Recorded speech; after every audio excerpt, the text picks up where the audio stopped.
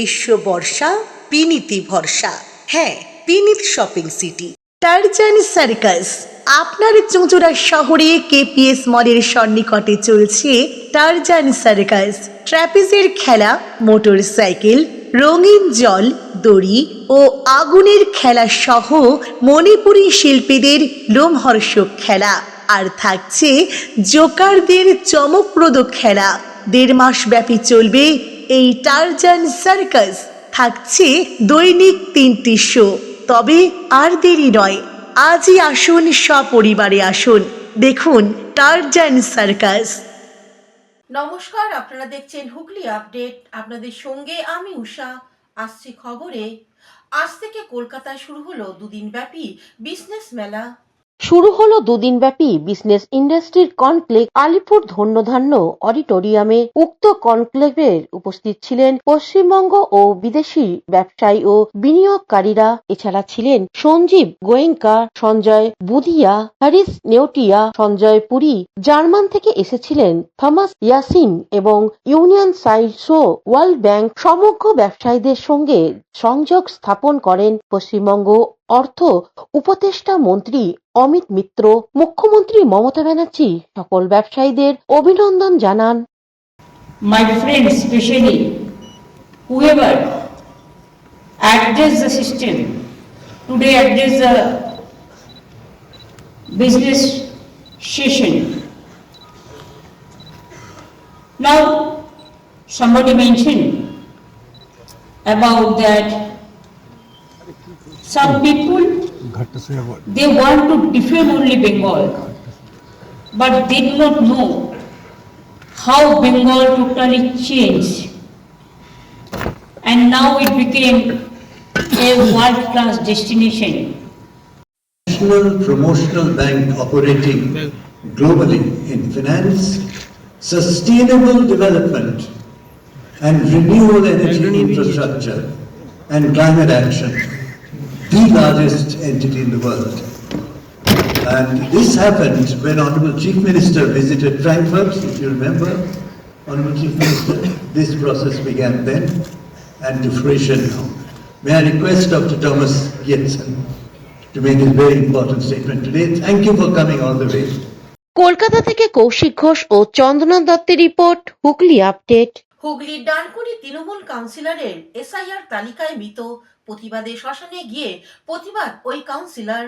গতকাল এসআইআর তালিকা প্রকাশের পর দেখা যাচ্ছে ডানকুনির তৃণমূল কাউন্সিলর সূর্যদের নাম রয়েছে মৃতের তালিকায়। প্রতিবাদে শ্মশানে গিয়ে বসেছিলেন 18 নম্বর ওয়ার্ডের জীবিত কাউন্সিলর। দেখা গেল চুঁচুড়ার বিধানসভার নলডাঙ্গার 120 নম্বর বুথের বাসিন্দা বৃদ্ধ দম্পতি সোহময় ও শিখা ভট্টাচার্যের বড় ছেলে দেবময় ভট্টাচার্যকে মৃত বলে চিহ্নিত করা হয়েছে। দেবময় গত 4 বছর ধরে জামশেদপুরের বাসিন্দা। সেখানে স্ত্রী মনিকাকে নিয়ে থাকেন চাকরির সুবাদে। জামশেদপুরেই তার ভোটার তালিকায় নাম উঠেছে। তাই এরাজ্যে এসআইআর শুরু হতেই বিএলএরও কে সব তথ্য দিয়েছিলেন দেবময়ের বাবা। জামশেদপুরের ভোটার কার্ডও দেখিয়েছিলেন বিএলও কে।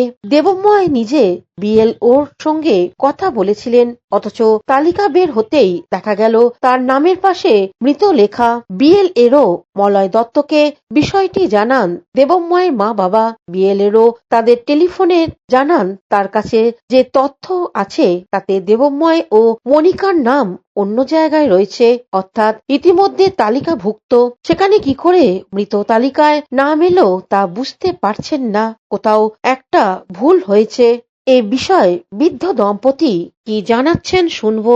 আমাদের সমস্যা বলতে তো আমরা আমাদের 3 জন, স্নেহময় ভট্টাচার্য, শিখা ভট্টাচার্য আর সন্ময় ভট্টাচার্য, 3 জনের তো নাম উঠেছে। কালকে আমি ভাইকে দিয়ে খসড়া তালিকায় বললাম, ভাই বলেছে উঠেছে।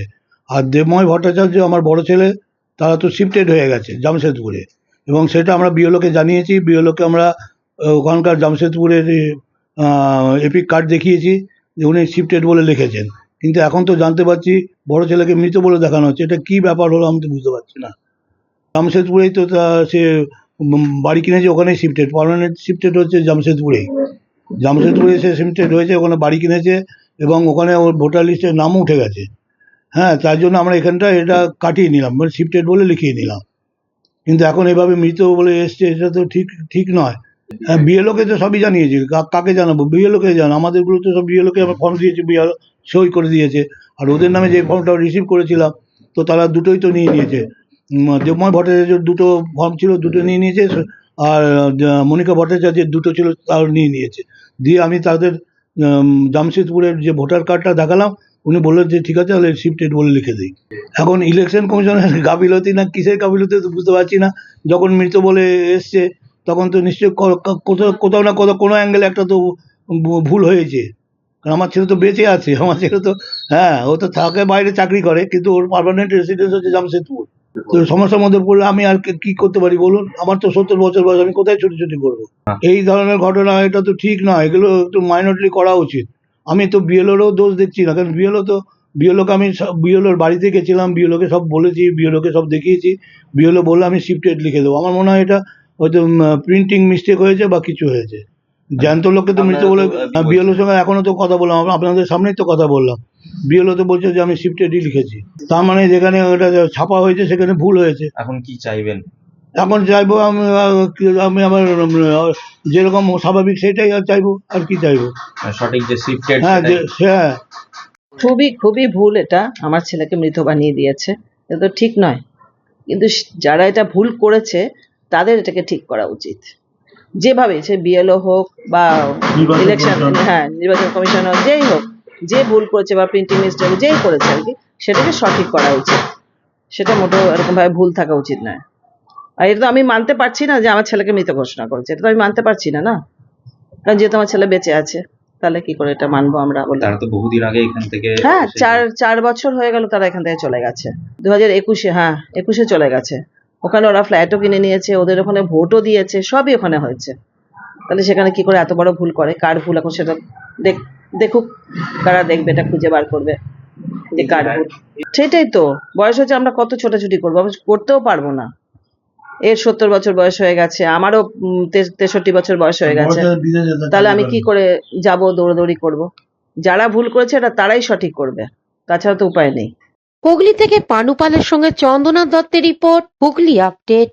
চুচুড়া হাসপাতালে মা ক্যান্টিন পরিদর্শন করলেন তৃণমূল কংগ্রেসের সোশ্যাল মিডিয়া হুগলি ও চুচুড়ার শহরের প্রতিনিধিরা। মমতা ও অভিষেক সোশ্যাল মিডিয়ার হুগলির সাংগঠনিক জেলা ও চুচুড়া শহরের পক্ষ থেকে চুচুড়া জেলা সদর হাসপাতালে মা ক্যান্টিন পরিদর্শন করলেন এবং সমস্ত খাবার সাধারণ গরিব মানুষদের মধ্যে সঠিকভাবে পরিবেশন করা হচ্ছে কিনা তা দেখলেন। সকল মানুষের সাথে কথা বললেন। উপস্থিত ছিলেন সোশ্যাল মিডিয়ার হুগলির সাংগঠনিক জেলা সভাপতি স্বপন দত্ত, চুচুড়া শহর মহিলা তৃণমূল কংগ্রেস সহসভাপতি রীতা দত্ত, চুচুড়া শহর সোশ্যাল মিডিয়া সভাপতি প্রবীর ঘোষ, সোশ্যাল মিডিয়ার জেলা পর্যবেক্ষণ স্বরূপ দত্ত, জেলা কমিটির চেয়ারম্যান ইন্দ্রলীন দত্ত, জেলা সোশ্যাল মিডিয়ার সাধারণ সম্পাদক সুদীপ গুইন, বাঁশবেড়িয়া শহর তৃণমূল সোশ্যাল মিডিয়ার সভাপতি তাপস অধিকারী সহ ইমাম হোসেন সহ অন্যান্য সকল তৃণমূল সোশ্যাল মিডিয়ার কর্মীরা এবং দলের নেতৃত্বরা এই বিষয়ে স্বপন দত্ত, প্রবীর ঘোষ, সুদীপ গুইন এক সাক্ষাৎকারে জানান, আজ আমরা তৃণমূল কংগ্রেস, আপনারা সকলে জানেন যে মমতা ব্যানার্জি অভিষেকের যে সোশ্যাল মিডিয়া, সেই সোশ্যাল মিডিয়া আস্তে আস্তে বিভিন্ন জায়গায় ছড়িয়ে গেছে। হুগলি জেলা এবং আমাদের বাঁশবেড়িয়া থেকে শুরু করে চুচুড়া টাউন। আমরা আজকে একটা ছোট্ট কর্মসূচি নিয়েছি, যদিও এটা ছোট নয়। আপনারা সকলে জানেন যে আমাদের নেত্রী, যাকে আমরা মা বলি, সেই আমাদের মমতা ব্যানার্জি, মমতাময়ী মা, মানুষের কথা চিন্তা করে সারা পশ্চিমবাংলায় আজকে যে আমরা এখানে এসেছি মা ক্যান্টিন, বহু দূর দূরান্ত থেকে আজকে পেশেন্টের দেখবার জন্যে এই চুচুড়া হাসপাতালে আসেন। তারা চিন্তা করেন, একটা সময় চিন্তা হতো যে সারাদিন আমরা কি খাবো। আজকে গ্রাম অঞ্চল থেকে বহু মানুষ এখানে এসে তারা চিন্তা করতেন, আমরা 5 জন এসেছি, আমরা কি খাবো।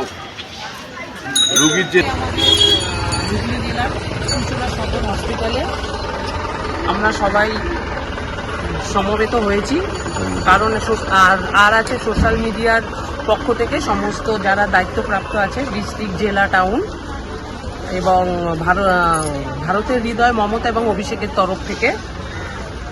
আমাদের আজকে সেরকম বড় বেশি বিষয় নয়, ছোট একটু বিষয়, কারণ আমাদের যে মমতাময়ী মা, আমাদের রাজ্যের মুখ্যমন্ত্রী মাননীয়া মমতা ব্যানার্জি, তার উদ্যোগে এই যে 5 টাকার বিনিময়ে মা ক্যান্টিন, টাকাটা ম্যাটার করে না, একটা কিছু খাইয়ে মূল্যটা নিতে হয়, সেই জন্য এই সামান্য মূল্যটা নিচ্ছেন। এই যে মমতাময়ী মা, তার যে ভাবনা, এই ভাবনাকে আমরা নতমস্তকে প্রণাম জানিয়ে সাধারণ মানুষের মধ্যে আরও যাতে তার প্রচার বিস্তার ঘটাতে পারি, সেই জন্য আজকে আমরা এখানে সবাই এসেছি চুঁচুড়া হসপিটালের মা ক্যান্টিনের সামনে।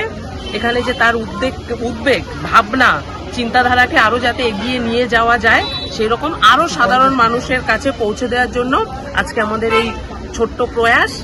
মতন পৌঁছচ্ছে কিনা সেইটা দেখভালের দায়িত্ব আমরা সোশ্যাল মিডিয়া থেকে নিয়েছি। দল তৃণমূল কংগ্রেস দল তাদের মতন কাজ করছে, আমরাও কিন্তু তাদের সাথে পাশে থেকে মানুষ পরিষেবা পাচ্ছে কিনা, মানুষের মতামত কী, সেইগুলো আমরা মানুষের থেকে নিচ্ছি এবং এই প্রকল্পগুলো সাধারণ মানুষ যাতে সুষ্ঠুভাবে পায় সেদিকে আমরা নজরদারি জেলা জুড়ে চলছে। একের পর এক জায়গায় আমাদের প্রোগ্রাম হবে। আমাদের আজ ইমামবাড়া সদর হসপিটালে প্রোগ্রাম হচ্ছে, পরবর্তীকালে চন্দ্রনগর শ্রীরামপুরেও আমরা প্রোগ্রাম করব এবং জেলার বিভিন্ন হসপিটালে যেখানেই মা ক্যান্টিন আছে আমরা সেখানে যাব, যাতে সুষ্ঠুভাবে মানুষ পরিষেবা পায়। দিদির যে স্বপ্ন সেটা যাতে বাস্তবায়ন হয় সেদিকে আমাদের নজর রেখে সোশ্যাল মিডিয়া কাজ করেছে। আজকে আমরা সোশ্যাল মিডিয়ার পক্ষ থেকে এসেছি হুগলি জেলার তরফ থেকে। আজকে আমরা চুঁচুড়া সদর হসপিটালে আমরা এসেছি এবং দেখেছেন কালকে মমতা ব্যানার্জি সারা কলকাতায় মা ক্যান্টিনে ঘুরেছেন এবং নিজের হাতে উনি খাবার তুলে দিচ্ছেন। এটা আমরা সবাই কালকে ফেসবুকে বা হোয়াটসঅ্যাপে বা সব চ্যানেলেই আমরা দেখতে পেয়েছি। তাই আজকেও আমরা চুঁচুড়া সদর হসপিটালে আমরা পরিদর্শন করছি মা ক্যান্টিন, যে কিভাবে মানুষকে এরা মানে খাদ্য দিচ্ছে, মানে 5 টাকার বিনিময়ে কী খাবার দিচ্ছে সেটাও আমরা দেখব এবং আমরা নিজের হাতে সবাইকে বলছি, অনুরোধ করছি সবাইকে যেন মানে যারা 5 টাকা করে লাইন দিয়ে যারা খাবার নেবেন তাদেরকে একটুখানি তুলে মানে আজকে দিনের জন্য সহযোগিতা করবেন। অন্যদিকে সাধারণ মানুষ কি বলছেন শুনবো। কেউ ভর্তি আছে? টিকিট কেটে আমি ডাক্তার দেখাতে। আচ্ছা, কিরম লাগছে এখানে খাওয়াটা? হুগলি থেকে চন্দনা দত্তের রিপোর্ট, হুগলি আপডেট। এখন নিয়ে নেব বিজ্ঞাপন বিরতি। বিরতির পর ফিরে আসছি খবরে।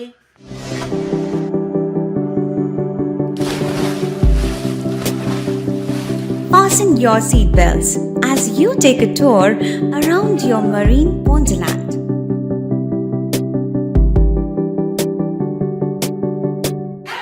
Spend a day at Aqua Marina and enjoy an array of water slides that give you butterflies in your tummy.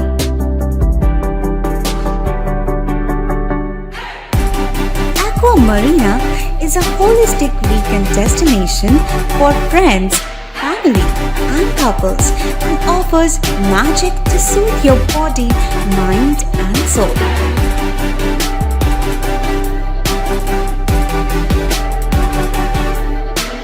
Aqua Marina, your customized magician. Welcome aboard and see the magic unfold. শীত গ্রীষ্ম বর্ষা বিনীতি ভরসা। হ্যাঁ, বিনীত shopping city. যে কোনো মরশুমের readymade জামা কাপড় পাওয়া যায় একই ছাদের তলায়। ছোট থেকে বড়, পুরুষ, মহিলা ও শিশুদের একমাত্র নির্ভরযোগ্য প্রতিষ্ঠান। শীতকালীন যে কোনো শাড়ি, জিন্স, টপ, কুর্তি, চুড়িদার, পাঞ্জাবি মানেই বিনীত শপিং সিটি। আখন বাজার, চুঁচুড়া, Hooghly. Amala nursing home. Enjoy a weekend at Vedam, the paradise of peace. A home away from home.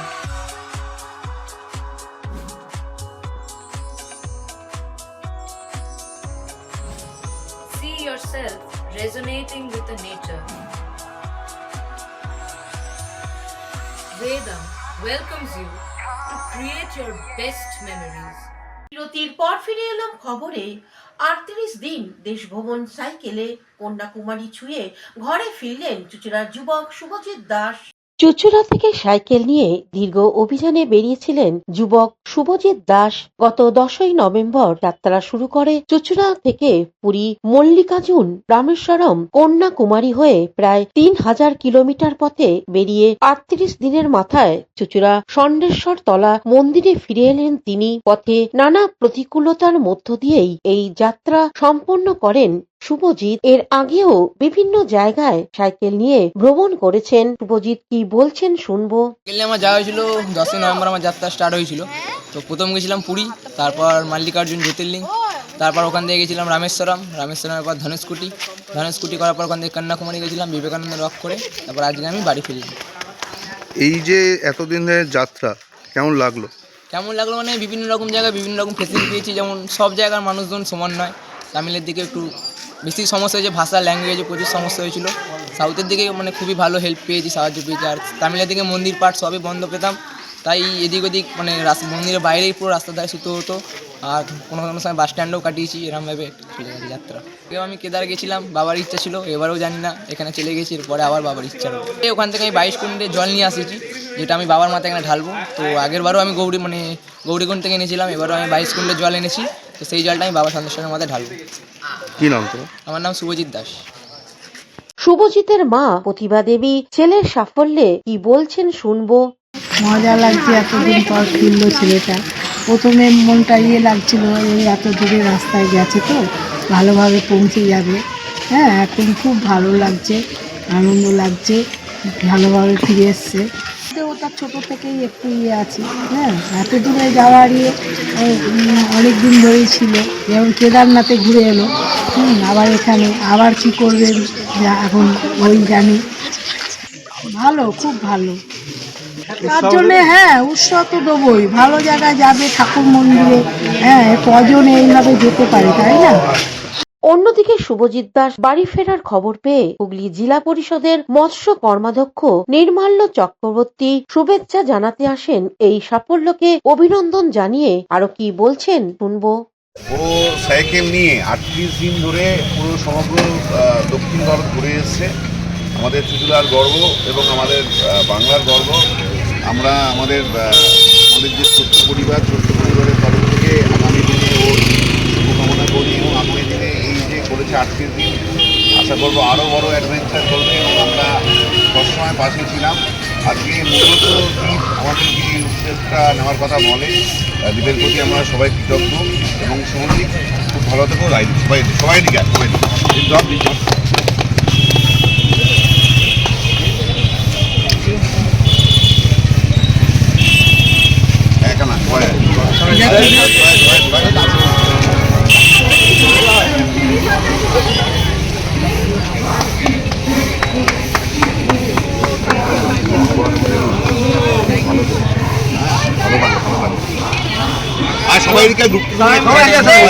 Hooghly থেকে চন্দনা দত্তের রিপোর্ট, হুগলি আপডেট।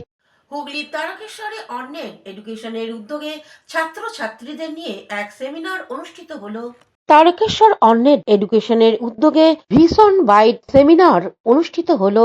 উচ্চতর শিক্ষার পর ছাত্রছাত্রীদের কেরিয়ার গড়ার ক্ষেত্রে তাদেরকে সঠিক পথে পরিচালিত ও অনুপ্রাণিত করার লক্ষ্যে অন্নেট এডুকেশনের উদ্যোগে তারকেশ্বর উচ্চ বিদ্যালয় প্রাঙ্গণে ভিশন ওয়াইড সেমিনার অনুষ্ঠিত হয়। এই অনুষ্ঠানে উপস্থিত ছিলেন তারকেশ্বর উচ্চ বিদ্যালয়ের প্রধান শিক্ষক সঞ্জয় মজুমদার, অন্নেট এডুকেশনের বিভিন্ন স্তরের কর্মকর্তারা এবং তারকেশ্বর উচ্চ বিদ্যালয়, তারকেশ্বরের মহাবিদ্যালয় সহ এলাকার বিভিন্ন স্কুলের ছাত্রছাত্রীরা। এই বিষয়ে উপস্থিত ছাত্রছাত্রীরা, স্কুলের প্রধান শিক্ষক সঞ্জয় মজুমদার এবং এডুকেশনের কর্মকর্তারা সাংবাদিকদের মুখোমুখি হয়ে কি বলছেন শুনবো। আমি বলি, আমি অ্যাস্ট্রোলজার হিসাবে যখন আমার কাছে বহু মানুষ আসতো যে আমার সন্তান কোন প্রফেশনে যেতে পারে বা কি করতে পারে, কোন সাফল্যের চূড়ায় উঠতে পারে, বা এইচএসের পরের সিজনটায় বহু মানুষ আসতো যে আমার সন্তান এরপর কোন প্রফেশনে যাবে বা কোন কেরিয়ারে গেলে সে উন্নতি করতে পারবে। তো আমি বলতাম আপনার সন্তানকে পুলিশ করুন, ইঞ্জিনিয়ার করুন, ডক্টর করুন, কিন্তু তার পরের দিশাটা আমি দেখাতে পারতাম না। তো তাই অন্নেট এডুকেশন আমার সাথে কন্ট্যাক্ট করে যে আমরা এরকম একটা প্রোগ্রাম তারকেশ্বরের মতো জায়গায় করতে চাই, যেখানে আমার স্কুলের প্রধান শিক্ষক আমাকে পারমিশন দেয়। আমি বলি স্যারকে যে স্যার এরকম একটা প্রোগ্রাম অ্যারেঞ্জ করতে চাই, যে প্রোগ্রামটা করলে হয়তো স্কুলের কিছু ছেলেরা ভালো ভালো দিশার মুখ দেখতে পাবে। স্কুল না, আরও আদার্স অনেক স্কুলেরা আছে যারা আশেপাশে প্রায় 10-12টা স্কুলকে বলা আছে যারা যাদের স্টুডেন্টরা নতুন পথ দেখতে পাবে। তো সেটা নিয়ে আজকে প্রোগ্রামটা চলছে, যেখানে ব্যাঙ্গালোর, আদার্স, দিল্লি প্রতিটা কলেজের বড় বড় প্রফেসর আছেন যারা যাদের কলেজ সম্বন্ধে বোঝাবেন যে কলেজ করলে আজকের দিনে যে এআই টেকনোলজি এসছে, এত উন্নত টেকনোলজি, এই আরও 4 বছর পর আরও নতুন টেকনোলজি আসতে পারে। যে এই টেকনোলজিগুলো নিয়ে এনার কলেজ সম্বন্ধে বোঝাবেন যে এনাদের কলেজে গেলে কী কী ফেসিলিটি পাওয়া যেতে পারে। তো সেটা নিয়ে আজকের প্রোগ্রাম।